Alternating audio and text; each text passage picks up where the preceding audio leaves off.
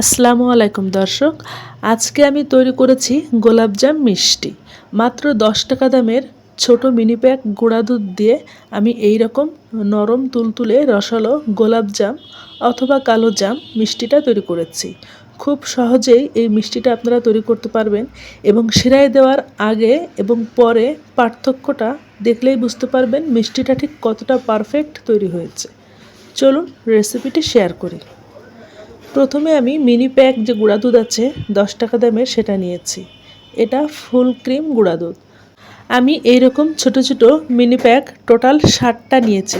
সবগুলো মিনি প্যাকটা আমি এরকম কেটে একটা বাটিতে নিয়ে নিচ্ছি।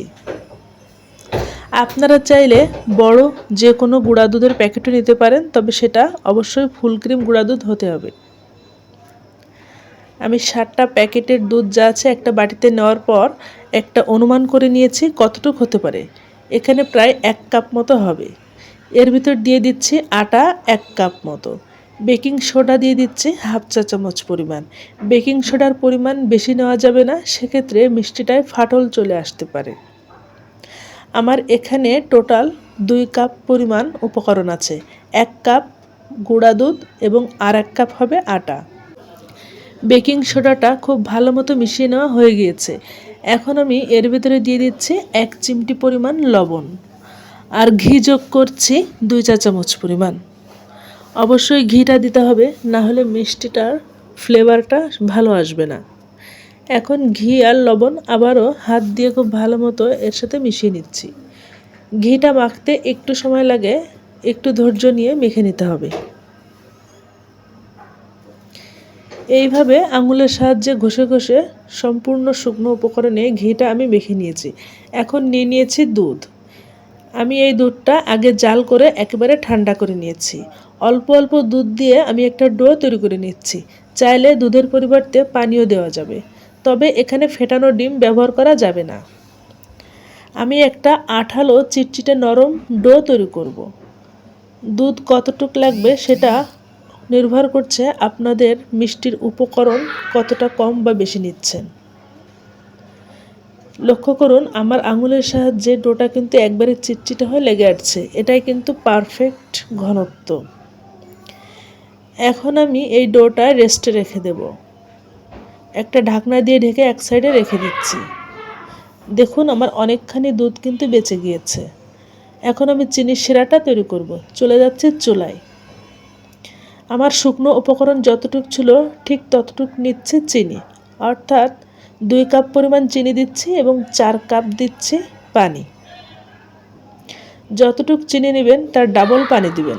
এই শিরাটা কিছুটা পাতলা হবে, কারণ গোলাপজাম মিষ্টিটা অনেক বেশি শিরা চুষে নেয়। ফ্লেভারের জন্য 2টা ফাটিয়ে নেওয়া এলাচ দিয়ে দিচ্ছি।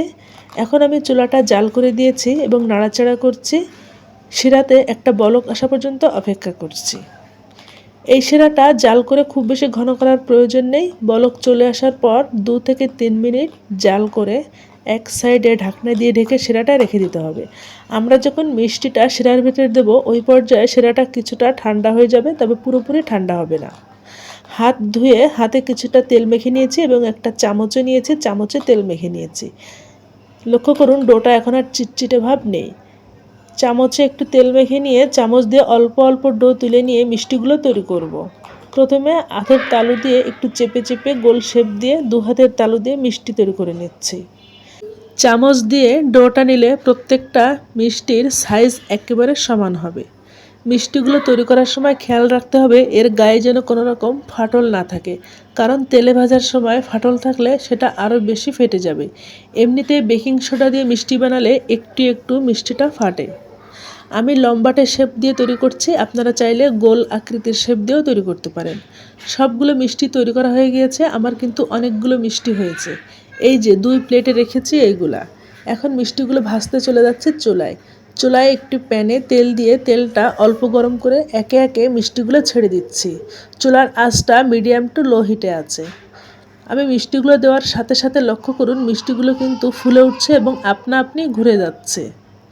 মিষ্টিগুলো এইরকম ফুলতে শুরু করবে, আলতো করে মাঝে মাঝে কড়াইটা ধরে দুলিয়ে দিতে হবে। আমি মিষ্টিগুলো 2টা ব্যাচে ভেজে নিচ্ছি। সবগুলো একবারে ভাজা যাবে না, যেহেতু অনেকগুলো মিষ্টি হয়েছে। মিষ্টিটাই যখন দেখবেন ফাটল চলে আসছে, এই পর্যায়ে চুলার আঁচটা একটু হাই করে দিবেন। চুলার আঁচটা হাই করে দিলে মিষ্টির গায়ে খুব দ্রুত কালার আসবে এবং ফাটল আসা বন্ধ হয়ে যাবে। যখন কিছুটা কালার চলে আসবে তখন আবারও চুলার আঁচটা লো হিটে করে দিতে হবে, কারণ মিষ্টিটা পুরো সময় ধরে লো হিটেই ভাজতে হবে, এতে করে মিষ্টিটা খুব ভালো মতো ভেতর থেকে কুক হয়ে যাবে। মিষ্টিটা আমি খুব বেশি কালার করব না, এইরকম কালার করে ভেজে তুলে নেব। তবে আপনারা চাইলে আরও কালার করে ডিপ কালার করে ভেজে নিতে পারেন। মিষ্টিটা তেল থেকে তুলে গরম গরম অবস্থাতে আমি শিরাতে দিয়ে দেবো। মিষ্টিটায় ফাটল আসলেও ভয়ের কোনো কারণ নেই, শিরাতে দিলে মিষ্টিটা অনেক বেশি ফুলবে, সমস্যা হবে না। এই পর্যায়ে শিরাটা মাঝারি আঁচের গরম আছে এবং মিষ্টিটা একেবারে পুরোপুরি গরম আছে। গরম গরম মিষ্টিগুলো হালকা গরম শিরার ভিতরে দিয়ে আমি ভিজিয়ে নিচ্ছি।